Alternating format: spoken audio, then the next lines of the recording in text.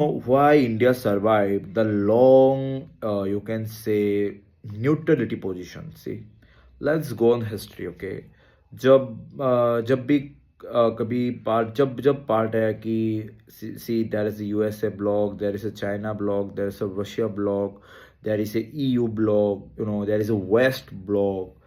तो जैसे कि वेस्ट में हम लोग ईयू को भी पकड़ते हैं, यूएसए को भी पकड़ते हैं. तब क्या होता था कि यूएसए का अलग ब्लॉक था. ठीक है, ऑब्वियसली यूएसए ईयू एक साथ ट्रेड करते हैं, उन लोगों का एक अंडरस्टैंडिंग है. बट फिर भी उनके अंदर भी कि जैसे कि फ्रांस हो गया, यूके हो गया, जैसे कि यूएसए हो गया, उन लोगों का भी एक ब्लॉक चलता था. ठीक है, पहले दुनिया. तो हमारे जो previous PM to till now, the our foreign policy maintain one thing. This is called neutrality. हम लोग को, मतलब हम लोग का क्या है कि जब कोई, मतलब ऐसा कुछ होगा कि हमारे बेनिफिट है तो will go there. It's simple. Okay, it's just simple.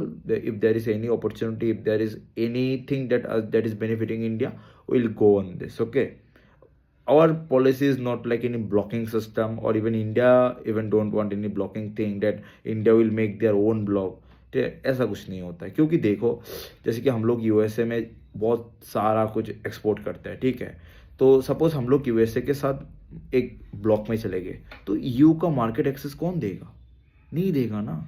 तो जैसे कि हम लोग, जैसे कि रिसेंट जितने भी बोल लो आप, ट्रेड डील्स है, एफटी है, कुछ भी है, देखो भाई, किसी भी कंपनी को काम करने के लिए, मतलब सपोज एक यूएसए का कंपनी हो गया, फ्रांस का हो गया, यूरोपियन यूनियन का हो गया, रशिया का हो गया, जहाँ भी देखो, रशिया भी चाहता है उनका जो पूरा डिफेंस इंडस्ट्री है वो इंडिया में शिफ्ट करे. ऐसा नहीं कि पूरा, जितना है तो इतना है, और जितना रिक्वायरमेंट होगा रशिया का वो लोग वहाँ पर करेंगे. लेकिन देखो, जितने भी सैंक्शंस है इसके लिए, वो लोग बहुत सारे कुछ इंपोर्ट नहीं कर सकते हैं. ठीक है, एक्सपोर्ट भी नहीं कर सकते हैं. तो अगर इंडिया जैसे कि एक एशिया में एक ऐसा स्टेबल कंट्री है, जहाँ पर हमारे जो बोलते हैं ना, जो क्या गृह जिद्दो जिसको बोलते हैं बंगाली में, मतलब सिविल सिविल गवर्नमेंट फाइट, जितने भी टेंशन बोल लो, कुछ भी बोल लो, जैसे कि इंडिया में कुछ नहीं है. ठीक है, तो हर एक कंट्री चाहता है कि भाई चाइना का ऑल्टरनेटिव तो चाहिए ना. चाइना जो मोनोपोली बना रहा है ना क्रिटिकल मिनरल्स को लेके, सब कुछ को लेके,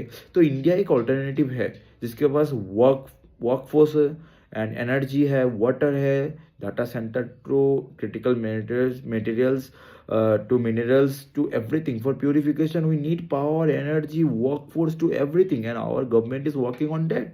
That's why EU and USA both thinks that yeah, India is a great country. अगर कोई भी कंट्री इतना इन्वेस्ट करेगा तो चाइना इंटरफेयर करेगा तो इंडिया